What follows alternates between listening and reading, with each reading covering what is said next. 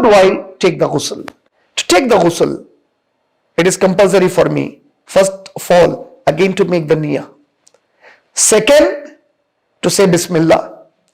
Third, I shall wash the lower part of my body below the navel with my left hand, making sure that any kind of discharge does not remain attached to my body on any place, and I wash completely below the navel my whole body.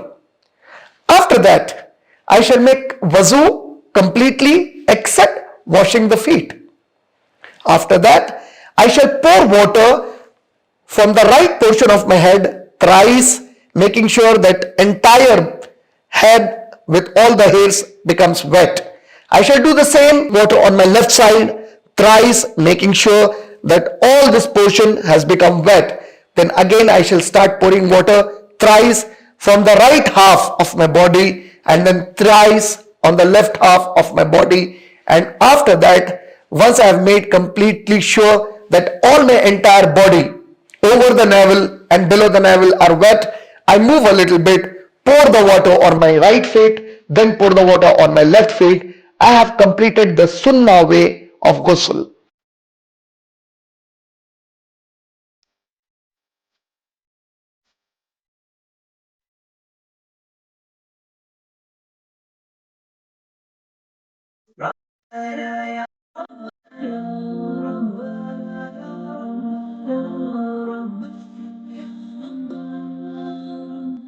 Now, in the present scenario, when we have showers and everything, or when we wash, when we bathe with shampoo or the soaps that we use, the easiest way to do now is just take a complete regular bath with the shampoo or the soap that you use.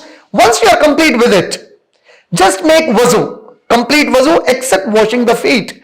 And when you have entered and taken the complete bath, now then make the intention, say Bismillah, make the intention, say Bismillah, and start making the wuzu.